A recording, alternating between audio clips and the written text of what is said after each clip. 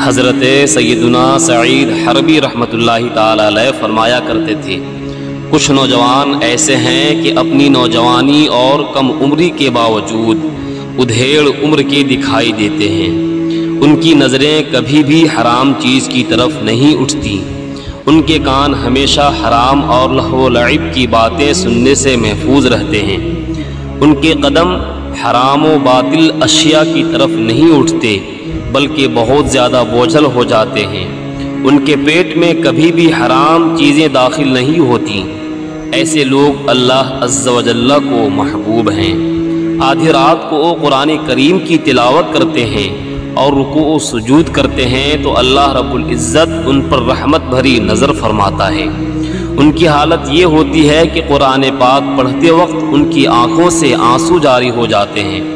جب کبھی وہ ایسی آیت کی تلاوت کرتے ہیں جس میں جنت کا تذکرہ ہوتا ہے تو اس جنت کی محبت میں رونے لگتے ہیں، اور جب ایسی آیت تلاوت کرتے ہیں جس میں جہنم کا تذکرہ ہوتا ہے تو جہنم کے خوف سے چیخنے لگتے ہیں۔ ایسا لگتا ہے جیسے وہ جہنم کی چنکھاڑ کو سن رہے ہیں اور آخرت بالکل ان کی نظروں کے سامنے ہے۔ یہ پاکیزہ نوجوان اتنی کثرت سے نماز پڑھتے ہیں کہ زمین کی پیشانیوں اور گھٹنوں کو کھا گئی ہے، یعنی کثرت سجود کی وجہ سے ان کی نورانی پیشانیوں اور گھٹنوں پر داغ پڑ گئے ہیں اور گوشت خشک ہو چکا ہے۔ شب بھر قیام کرنے اور دن بھر روزہ رکھنے کی وجہ سے ان کے رنگ متغیر ہو گئے ہیں۔ یہ لوگ موت کی تیاری میں مشغول ہیں، اور ان کی یہ تیاری کتنی عظیم ہے اور ان کی کوششیں کتنی عمدہ ہیں۔ ساری رات رو کر گزار دیتے ہیں اور اپنی آنکھوں سے نیند کو دور رکھتے ہیں۔ ان کا دن اس حالت میں گزرتا ہے کہ یہ روزہ رکھتے ہیں اور آخرت کی فکر میں غمگین رہتے ہیں۔ انہیں ہر وقت غم آخرت لاحق رہتا ہے۔ جب کبھی ان کے سامنے دنیا کا تذکرہ ہوتا ہے تو ان کی دنیا سے بے رغبتی میں مزید اضافہ ہو جاتا ہے، کیونکہ یہ دنیا کی حقیقت کو جانتے ہیں کہ یہ دنیا فانی ہے۔ پھر جب کبھی ان کے سامنے آخرت کا تذکرہ ہوتا ہے تو آخرت کی طرف انہیں مزید رغبت پیدا ہوتی ہے، کیونکہ یہ جانتے ہیں کہ آخرت کی نعمتیں ہمیشہ رہنے والی ہیں۔ دنیا ان کی نظروں میں بہت حقیر ہے اور یہ اس سے شدید نفرت کرتے ہیں۔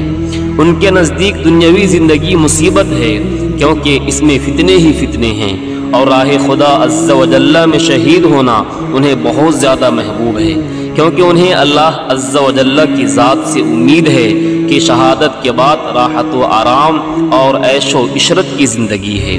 یہ کبھی بھی نہیں ہنستے، یہ اپنے لیے نیک اعمال کا ذخیرہ اکٹھا کر رہے ہیں، کیونکہ انہیں آخرت کی ہولناکیوں کا اندازہ ہے۔ جہاد کا اعلان سن کر یہ فوراً اپنی سواریوں پر بیٹھتے ہیں اور میدان کارزار کی طرف روانہ ہو جاتے ہیں، گویا پہلے ہی سے انہوں نے اپنے آپ کو جہاد کے لیے تیار کر رکھا ہے۔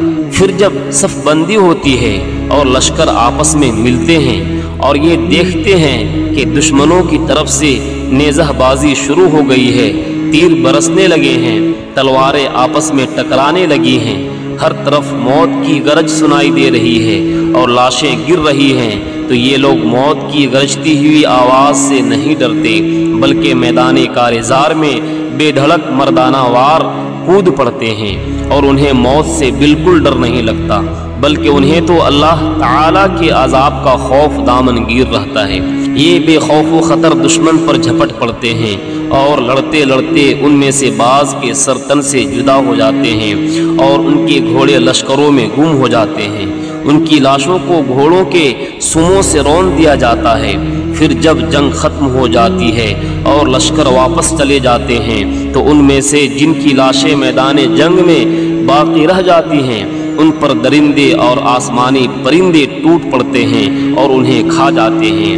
یہ عظیم لوگ بالآخر اپنی منزل مقصود تک پہنچ جاتے ہیں۔ یہ لوگ خوش بخت اور کامیاب ہیں کیونکہ انہوں نے عظیم سعادت حاصل کر لی ہے، اور جیسے ہی ان کے خون کا پہلا قطرہ زمین پر گرتا ہے فوراً ان کے گناہ معاف کر دیے جاتے ہیں اور ان کے جسم قبر میں پھٹنے اور گل سڑنے سے محفوظ ہیں۔ پھر جب بروز قیامت یہ اپنی قبروں سے نکلیں گے تو بہت زیادہ مسرور ہوں گے اور اپنی تلواروں کو لہراتے ہوئے میدان حشر کی طرف جائیں گے، اور یہ اس حال میں وہاں پہنچیں گے کہ عذاب سے نجات پا چکے ہوں گے۔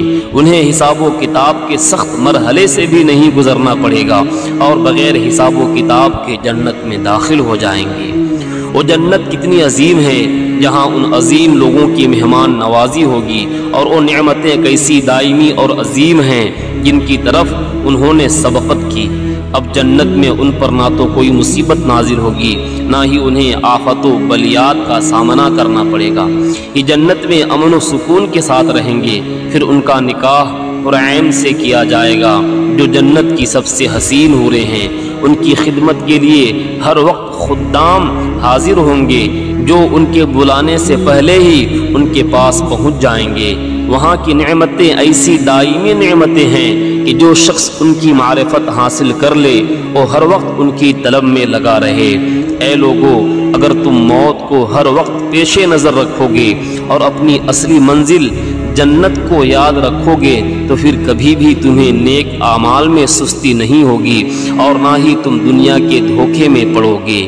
کچھ نیکیاں کما لے جلد آخرت بنا لے، کچھ نیکیاں کما لے جلد آخرت بنا لے، کوئی نہیں بھروسہ اے بھائی زندگی کا۔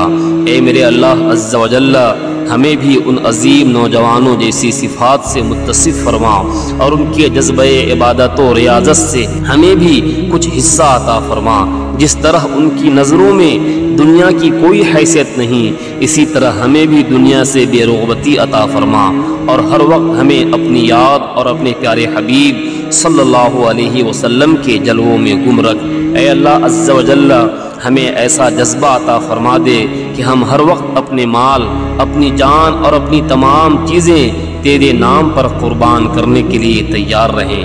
ہمیں شہادت کی دولت عطا فرما اور کثرت عبادت کی توفیق عطا فرما۔ ہمارے تمام اعضاء کو گناہوں سے محفوظ رکھ اور ہمیں جنت الفردوس میں ہمارے پیارے آقا صلی اللہ علیہ وسلم کے پڑوس میں جگہ عطا فرما۔ آمین بجاہ النبی الامین صلی اللہ علیہ وسلم۔